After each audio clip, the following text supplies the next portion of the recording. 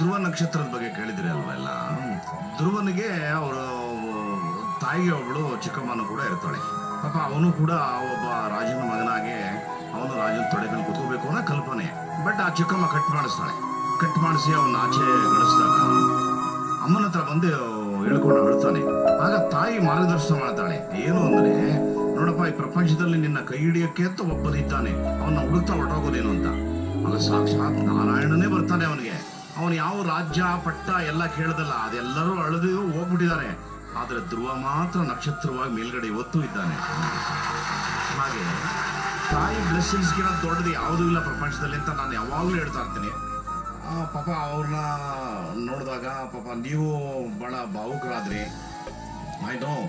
ಇದ್ರ ಜೊತೆಗೆ ನಾನು ಒಂದು ಇಂಥ ವೇದಿಕೆಗಳಲ್ಲಿ ಬಂದಾಗ ಲಕ್ಷಾಂತರ ಜನ, ಕೋಟ್ಯಾಂತರ ಜನ ನೋಡ್ತಾನೆ. ಇಂಥ ಹೆಣ್ಮಕ್ಳನ್ನ ನೋಡಿದಾಗ ನಾನು ದೇವರಲ್ಲಿ ಪ್ರಾರ್ಥನೆ ಮಾಡ್ತೇನೆ, ಅವರೆಲ್ಲ ಅವ್ರ ಕಾಲ ಮೇಲೆ ನಿಂತು 100 ಜನಕ್ಕೆ ಊಟ ಹಾಕೋ ಥರ ಬೆಳಿಬೇಕು ಅವರು ಅಂತ ನಾನು ಪ್ರಾರ್ಥನೆ ಮಾಡ್ತೀನಿ. ಎರಡನೇದು, ಅನುಶ್ರೀ ಅವ್ರನ್ನ ಇವರೆಲ್ಲ ಐ ಥಿಂಕ್ ಎಲ್ಲ ಆಫ್ಟರ್ ದ ಶೈನಿಂಗ್ ಸ್ಟಾರ್ ನೋಡಿದ್ದಾರೆ. ನಾನು ಆಕೆನ ಅವಳ ಜೀವನದ ಆರಂಭದ ದಿನಗಳಿಂದನೂ ಕೂಡ ನಾನು ನೋಡಿದ್ದೀನಿ. ನನಗೂ ಕೂಡ ಯಾವುದೋ ಒಂದು ಕಾರ್ಯಕ್ರಮ ಇದ್ದಾಗ ಆಕೆನ ನೋಡ್ತಾ ಇರ್ಬೇಕಾದ್ರೆ ಬಹಳ ಮುಗ್ಧೆ, ಆಕೆ ತುಂಬ ಭಾವುಕಳಾಗಿದ್ಲು. ಅವಾಗೆಲ್ಲ ನಮಗೆ ಎಷ್ಟು ಸಾಧ್ಯವೋ ಅಷ್ಟೆಲ್ಲ ಅವಳಿಗೆ ಒಂದು ಸಣ್ಣ ಹುರಿ ತುಂಬಿಸುವಂಥ ಕೆಲಸ ಮಾಡ್ತಿದ್ವಿ.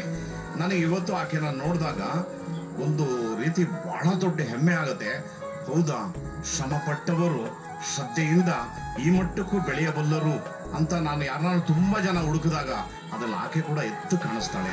ಹಾಗೆ ನೀವು ಬೆಳಿ, ನೀವು ಕೆಪಾಸಿಟಿ ಇದೆ, what a lot of capacity. ಈ ಸ್ಟೇಜ್ನೇ ಅಳ್ಳಾಡಿಸ್ತೇ ನೀನು ಬಂದು, ನಿನಗೆ ಗೊತ್ತಿಲ್ಲ. You got such a wonderful talent. ಪಾದರಸಿ ಥರ ಓಡಾಡಿದೆ ನೀನು, ಎಷ್ಟು ಹಾವಭಾವ. ಒಬ್ಬರು ಕಲಾವಿದರಿಗೆ ಎಲ್ಲರೂ ತಿಳ್ಕೊಂಡಿದ್ದಾರೆ, ದೇಹ ಕಲಾವಿದ ಅಂತ ಅಲ್ಲ, ಮುಖ ಕಲಾವಿದ. ಇಲ್ಲಿ ಕಲಾವಿದರಿರೋದು ಅದು ನಿನಗೆ ಬಹಳ ಅದ್ಭುತವಾಗಿದೆ. ನಿನಗೆ ವಿಚಿತ್ರವಾದ ರೋಲ್ ಕೊಟ್ಟರು ಕೂಡ ಅದನ್ನ ಗೆದ್ಕೊಂಡ್ಬರ್ತೀಯ. ಇದರಲ್ಲಿ ನೀನು ಸಕ್ಸಸ್. ಈ ವೇದಿಕೆಗೆ ಬಂದು ನಿಲ್ತಾರೆ ಅಂದ್ರೆ ಅವ್ರ ಹಣೆ ಬರ ಚೇಂಜ್ ಆಯ್ತು ಅಂತ. ನಮ್ದು ಲಾಸ್ಟ್ ಸಲಹೆ ನಿನಗೇನು ಅಂದ್ರೆ, ನೀನು ಎಷ್ಟು ಬ್ಯೂಟಿಫುಲ್ ಆಗಿ ನಿಮ್ಮ ತಾಯಿ ಬಗ್ಗೆ ಹೇಳ್ದಲ್ಲ. ಪಾಪ ಅವರು ಅವ್ರ ಬದುಕನ್ನ ಕಳ್ಕೊಂಡಿದ್ದಾರೆ, ಬಹಳ ದೊಡ್ಡ ಬದುಕು ಕಳ್ಕೊಂಡ್ರು ಕೂಡ ನಿನ್ನ ಮೇಲೆ ನಂಬಿಕೆ ಇಟ್ಟಿದ್ದಾರೆ. ಸೊ ನಿನ್ನ ಕಡೆ ಉಸಿರಿನವರೆಗೂ ಅವರ ಸಂತೋಷಕ್ಕೆ ನೀನು ಬದುಕಬೇಕು. ಅದು ನನ್ನ ಒಂದು ಪ್ರಾರ್ಥನೆ. God bless.